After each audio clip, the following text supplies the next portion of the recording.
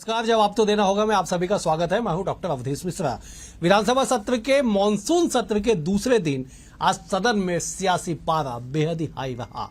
सत्ता पक्ष पे हमलावर न केवल विपक्ष दिखाई पड़ी, बल्कि सत्ता पक्ष के सदस्यों ने ही सरकार के कार्यों को लेकर सवाल उठा के उन्हें कटघरे में खड़ा किया। इतना ही नहीं, विपक्ष ने एक बार बहिर्गमन किया, एक बार वो सस्पेंड हो गए, तो एक बार अजय चंद्राकर भाजपा के वरिष्ठ नेता, वरिष्ठ विधायक के वक्तव्य पे नाराजगी व्यक्त करते हुए उनके भाषण का बहिष्कार कर दिया। क्या कुछ खास रहा दूसरे दिन के सत्र में, पहले रिपोर्ट देख लीजिए, फिर इस पे चर्चा करेंगे।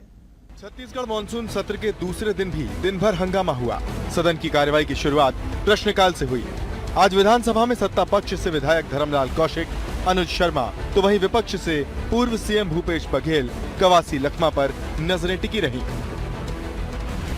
विधानसभा मानसून सत्र के दूसरे दिन बीजेपी विधायक धर्मलाल कौशिक ने जल जीवन मिशन के कार्य को लेकर, इम्पैनलमेंट को लेकर सवाल उठाया। कांग्रेस विधायक कवासी लखमा ने बस्तर में ब्रिज निर्माण स्वीकृति निरस्त करने का सवाल उठाया। विधायक अनुज शर्मा ने भी सरकार को घेरा। सिलतरा औद्योगिक क्षेत्र में मजदूरों के लिए एक भी उद्योग के स्वास्थ्य शिविर नहीं लगाने पर सवाल उठाया। विभागीय मंत्री लखनलाल देवांगन ने जवाब दिया। जवाब में 9 अधिकारियों पर कड़ी कार्रवाई की बात सामने आई। कवासी लखमा के सवाल पर मंत्री ने जवाब दिया कि 2020 से मार्च 2024 तक बस्तर संभाग में 95 ब्रिज निर्माण की स्वीकृति दी गई। निर्माण कार्य में देरी की वजह से 5 ब्रिज का काम निरस्त किया गया है।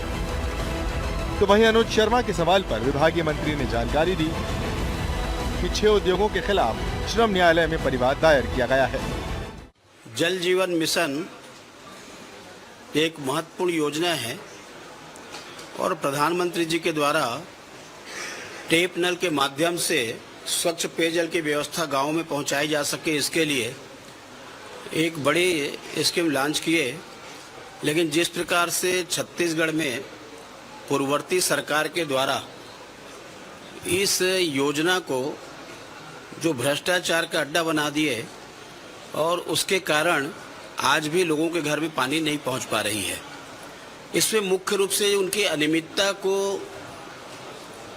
उठाने का प्रयास किया गया। वास्तविक में करोड़ों रुपया का घोटाला का मामला है। इसकी ठीक से यदि जांच की जाए तो निश्चित रूप से प्रदेश को लाभ मिलेगा और जो दोषी है उनके ऊपर में कार्रवाई सुनिश्चित किया जाना चाहिए था।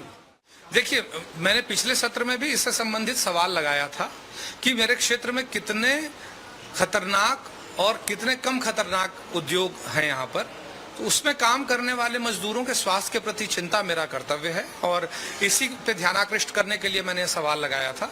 और इसके जवाब से जब मैं संतुष्ट नहीं हुआ तो मंत्री जी ने मुझे ये आश्वासन दिया है कि वो इस पर आगे जांच कराकर कार्रवाई जरूर करेंगे। इन सभी प्रश्नों के साथ पूर्व सीएम भूपेश बघेल ने भी सरकार को घेरते हुए सवाल किया। सवाल पीएम आवास की स्वीकृति से जुड़ा था, जिस पर मंत्री ने नियमानुसार कार्य होने की बात कही। विधानसभा के मानसून सत्र में प्रश्नकाल के बाद पत्रों को पटल पर रखा गया। शून्यकाल में खाद बीज की कमी, बिजली कटौती के विषय पर विपक्ष ने स्थगन प्रस्ताव लाया। स्थगन की सूचना पर बोलते हुए पूर्व मुख्यमंत्री भूपेश बघेल ने सरकार को घेरना शुरू कर दिया। तो वहीं स्थगन की सूचना के दौरान पक्ष विपक्ष के बीच कई बार तीखी नोक-झोंक देखने को मिली। कांग्रेस के विधायकों ने सदन के भीतर नारेबाजी भी की। हालांकि आसंदी की ओर से स्थगन की सूचना अग्राह्य कर दी गई, जिस पर विपक्ष ने जमकर हंगामा किया। इसके बाद वित्त मंत्री ओपी चौधरी द्वारा लाए गए प्रथम अनुपूरक बजट को चर्चा के बाद ध्वनिमत से पारित किया गया। आज मैंने प्रधानमंत्री आवास के बारे में प्रश्न पूछा। डिप्टी सीएम अरुण साहू जी के जवाब बिल्कुल ही असंतोषप्रद रहा। एक तरफ दावा करते हैं 18 लाख आवास देने के बाद, तो उन्होंने विधानसभा में स्वीकार किया कि शहरी क्षेत्र में एक भी आवास योजना स्वीकृत नहीं है। 600 का आसपास आंकड़े बताए जो हमारी सरकार के समय भेजा गया था, लेकिन उसमें से भारत सरकार से एक भी स्वीकृत होकर नहीं आया है। तीसरी बात मैंने पूछा कि जो पट्टाधारी हैं या जो कच्चे मकान हैं उसका डीपीआर बनाएंगे कि नहीं बनाएंगे, उस मामले में मंत्री जी गोलमोल जवाब दिए हैं। आज शून्यकाल के माध्यम से विपक्ष के द्वारा प्रदेश में खाद बीज की कमी को लेकर के और अवर्षा की स्थिति, बिजली कटौती, इन सभी मुद्दों को लेकर के एक राजनीतिक दृष्टि से स्थगन प्रस्ताव लाया गया था।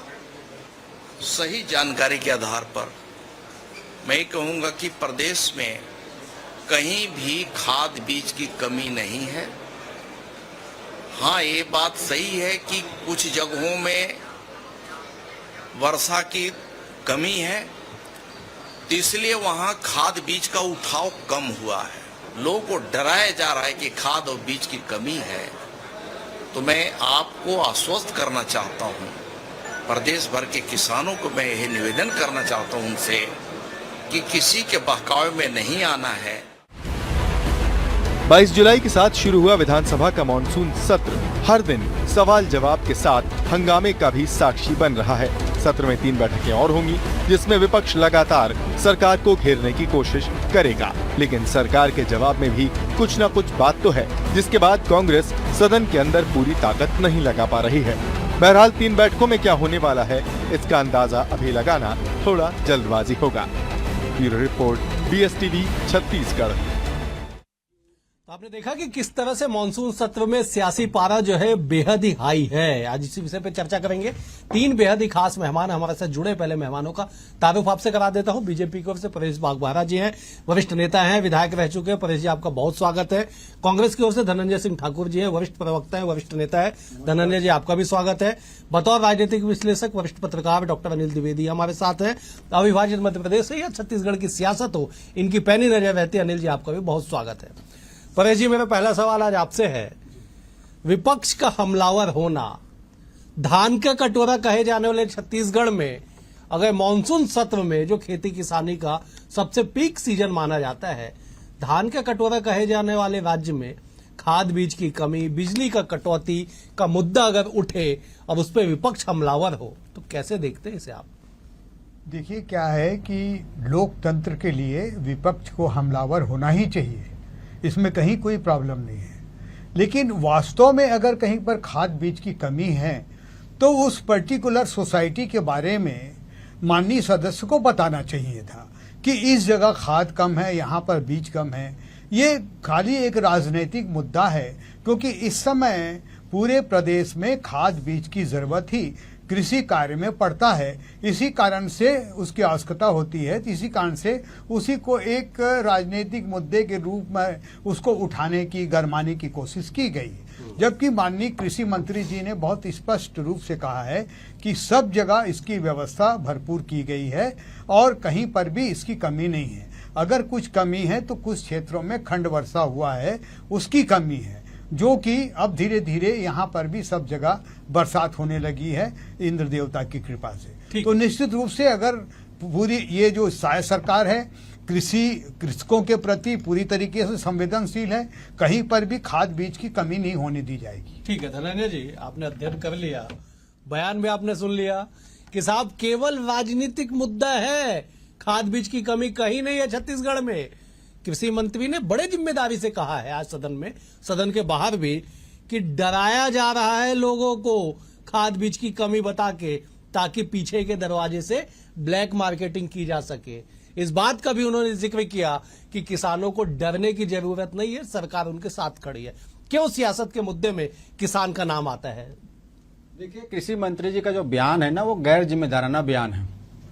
अभी कुछ देर पहले चैनल के डिबेट में मैं था, उस चैनल में भी बताया गया, उन्होंने खुद स्टिंग किया, सर्वे किया कि प्रदेश के 374 सोसाइटी, आप ध्यान दीजिएगा, 374 सोसाइटी में डीएपी की कमी है, यूरिया की कमी है।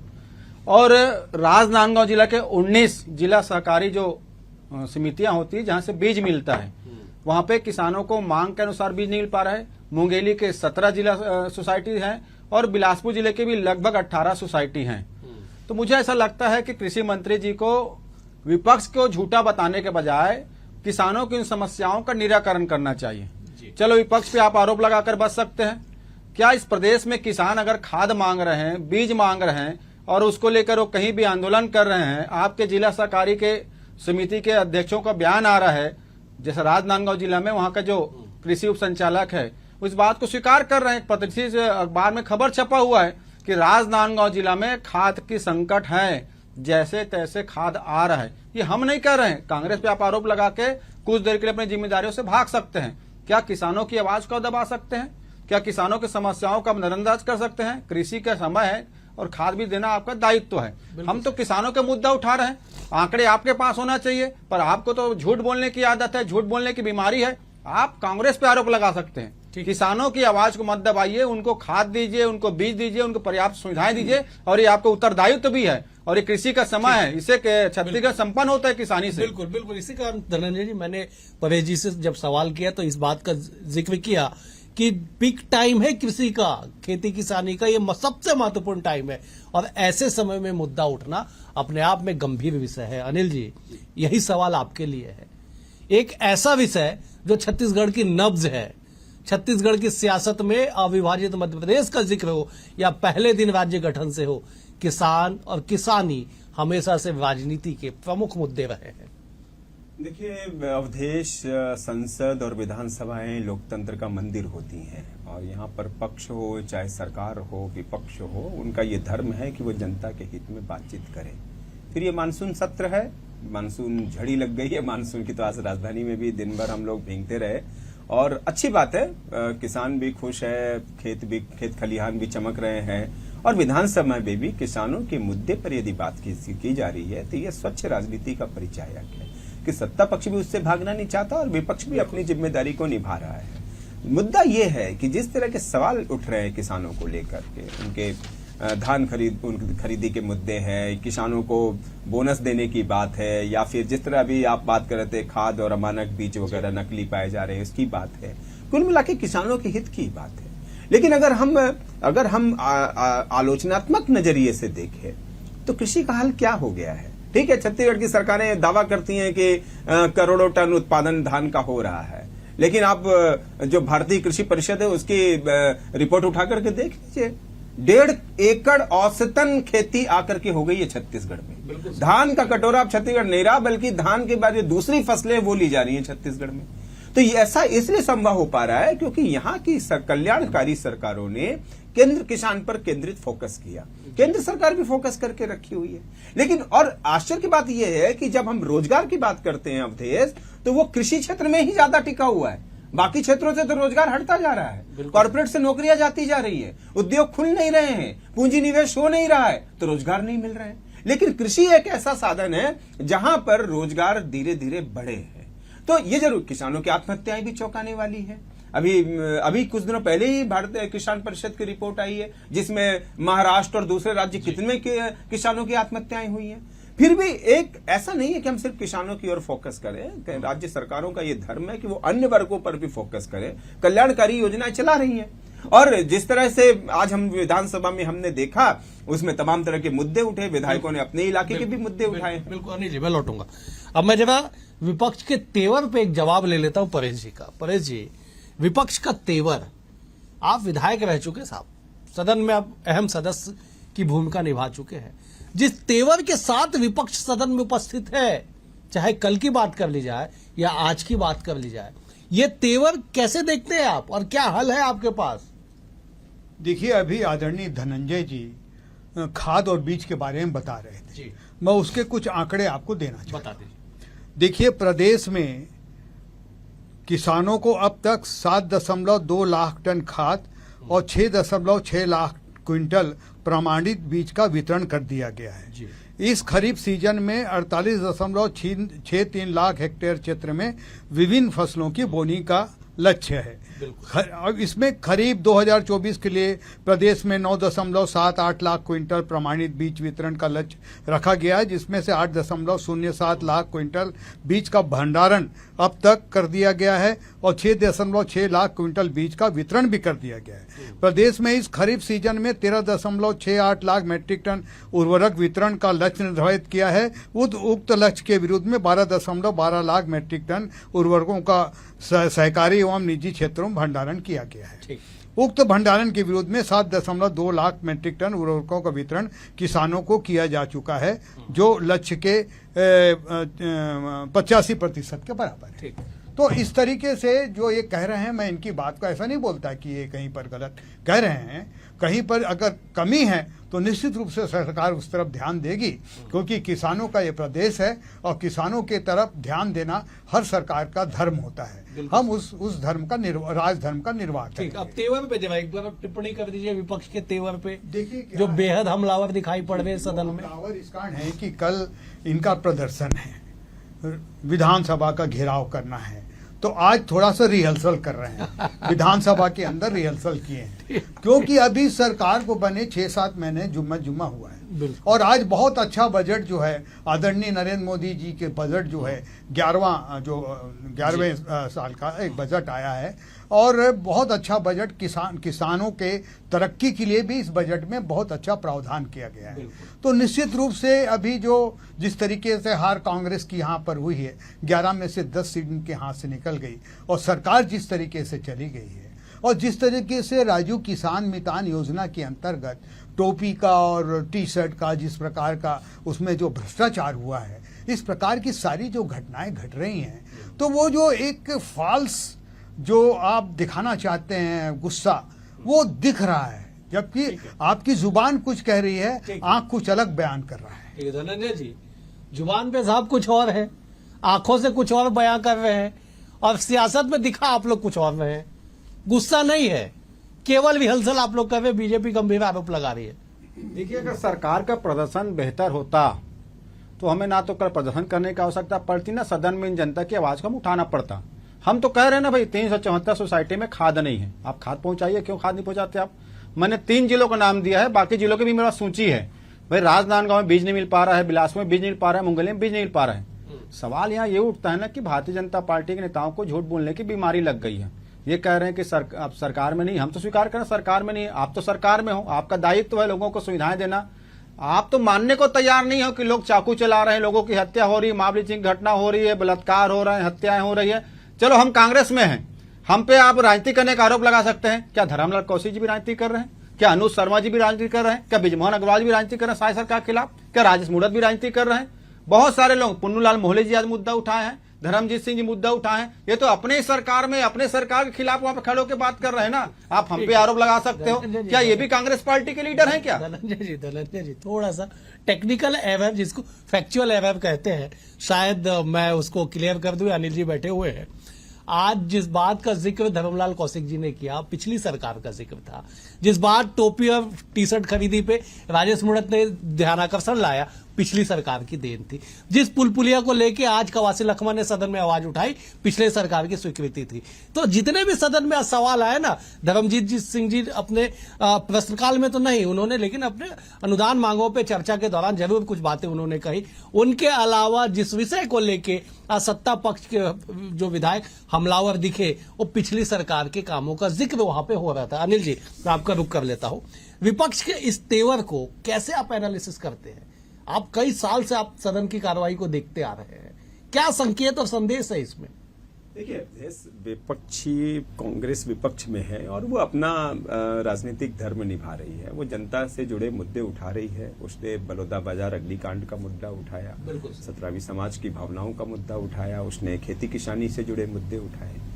लेकिन राजनीति में होता क्या है अवधेश, कि जो 5 साल सत्ता में रह लेता है ना, उसके शुरुआती 1 साल जब वो विपक्ष में आता है तो उसके पाप सामने आते हैं। चाहे रमन सरकार रही हो, इन्होंने भी, जब जोगी सरकार थी तो बीजेपी ने भी एक श्वेत पत्र जारी किया था उनके पापों पर, लेकिन सजा किसी में नहीं दी उन्होंने, जांच किसी में पूरी नहीं हुई। पूरे 5 साल ऐसे निकाले। बाद में तो ठीक है, बीजेपी ने काम बहुत अच्छा किया तो उसको 15 साल जनता ने दे दिए।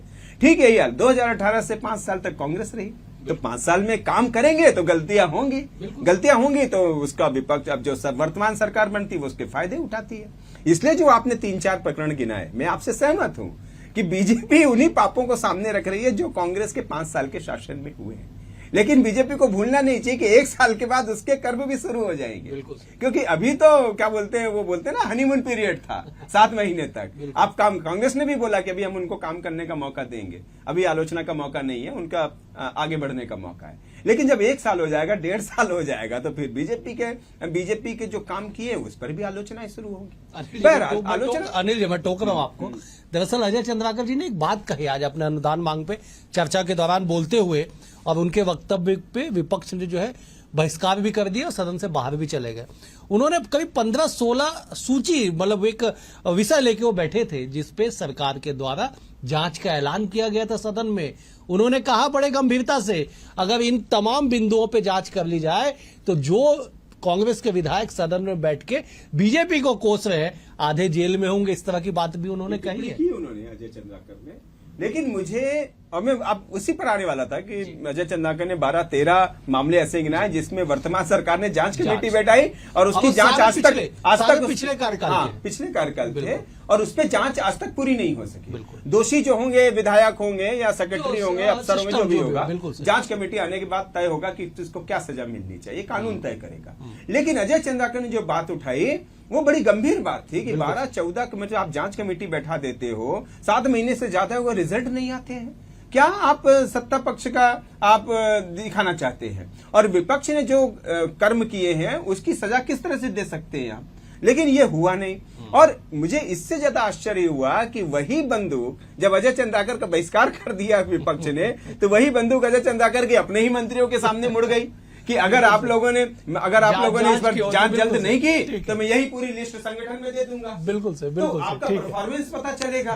तो जो सरकार में फेरबदल होने हैं, जिसमें अजय चंद्राकर का भी नाम चल रहा है, तो उनका टारगेट ना मंत्री पद पर है, इसलिए वो अब अपनी सरकार के जो जांच कमेटी है उनका सामने रख रहे हैं। अनिल जी, बिल्कुल से मैं लौटूंगा आपके पास। ठीक है परेश जी, सदन की साहब एक गरिमा होती है, आप भी विधायक रह चुके हैं। क्या कभी ऐसा हुआ कि आपके वक्तव्य का सामने वाले पार्टी ने बहिष्कार करके सदन से बाहर चले गई हो?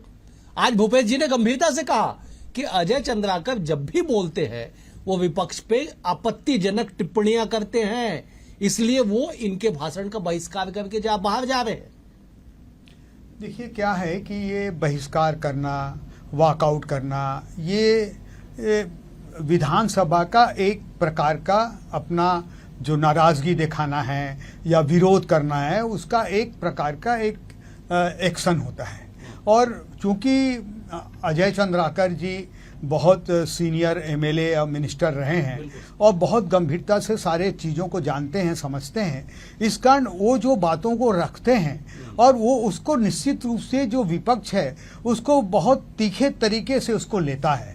अगर उसकी बातों में कहीं कोई गलती है, कुछ गड़बड़ी है, तो आप उस मुद्दे को उठाइए ना, वहाँ पर आप विधानसभा में चर्चा कीजिए, उसमें बहिष्कार करने वाली क्या बात है। अगर उन्होंने बलौदा बाजार को लेकर के कोई टिप्पणी की है और उसको लेकर के आपको कहीं पर असंतोष है, कहीं कोई गलत लग रहा है, तो आप उसके ऊपर चर्चा कीजिए। उसमें बहिष्कार करना और उनको जो है वॉकआउट करना, ये सब बातें जो हैं होती है, होना चाहिए, कहीं कोई प्रॉब्लम नहीं है। लेकिन उसके कारण से ये मानना कि अजय चंद्राकर जी ने गलत बात कही थी, मैं इस बात से सहमत नहीं। दूसरा, जो सत्ता पक्ष के जो विधायक हैं, क्योंकि हमारे पार्टी में पूरी लोकतंत्र है और पूरे तरीके से लोग अपनी बात वहां रख सकते हैं। हर एक व्यक्ति पार्टी का होने के साथ साथ अपने क्षेत्र का विधायक भी होता है, प्रदेश के तरफ उसकी अपनी जिम्मेदारी भी होती है। इस कारण वो विधानसभा में अपनी बातों को रखता है। वो पार्टी के खिलाफ नहीं है, बल्कि पार्टी को और अच्छे तरीके से सरकार कैसे चले उस दिशा में प्रयास करता है। ठीक है धनंजय जी, यही सवाल आपसे है, ऐसा क्यों है कि एक व्यक्ति, एक भाजपा के विधायक के वक्तव्य का पूरी कांग्रेस पार्टी बहिष्कार करके बाहर चले जाए, पूरे 34 के 34 विधायक बाहर चले जाए? तर्क रखिए ना विधानसभा में। विधानसभा तो चर्चा करने के लिए, ना कि बाहर जाने के लिए। ये बात भी निकल के आई बाहर बाद में कि साहब आपको अगर आपत्ति है आप तर्क रखिए सामने, आप बातचीत कीजिए। आप बहिष्कार करके बाहर चले जाएंगे, कैसे काम चलेगा? देखिए अवधेश जी, भारतीय जनता पार्टी के नेताओं को तो सदन और चुनावी मंच में अंतर ही नहीं मालूम है। ये सदन में भी भाषण देते हैं, आरोप लगाते हैं, और मंच में तो झूठ बोलते ही बोलते हैं, जुमला ही सुनाते हैं। तो भाई इनको तो पता होना चाहिए ना, सदन की एक अपनी गरिमा है। चुनाव का मंच का भाषण नहीं है कि कुछ भी आप झूठे आरोप लगा दें, कुछ भी किसी के व्यक्ति का आप चरित्र हरण कर दें।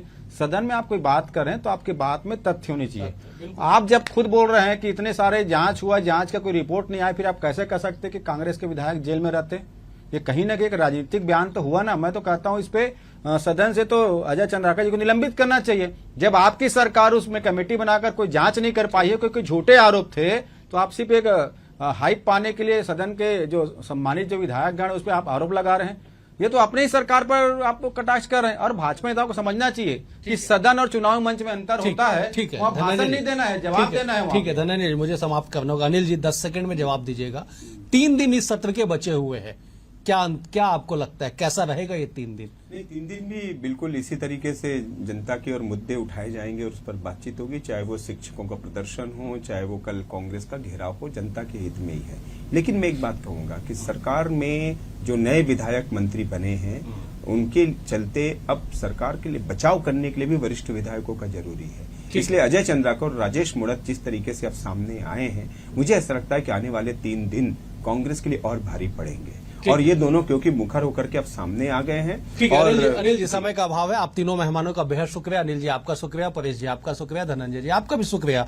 कुल मिला के यही है कि छत्तीसगढ़ के विधानसभा के मानसून सत्र में 2 दिन का सत्र बेहद ही हंगामेदार रहा। 3 दिन बचे हुए जो 3 दिन है, इस पे कांग्रेस विपक्ष की क्या भूमिका होती है आने वाले वक्त में पता चलेगा। लेकिन फिलहाल तो इतना तय है कि मानसून सत्र में भले ही बारिश की झड़ी लगी हो, लेकिन सियासी पारा सदन के भीतर बेहद ही ऊंचे दर पे, ऊंचे आसमान पे मौजूद है। फिलहाल आज के लिए इतना ही। कल एक और विषय के साथ होगी मुलाकात, तब तक के लिए नमस्कार।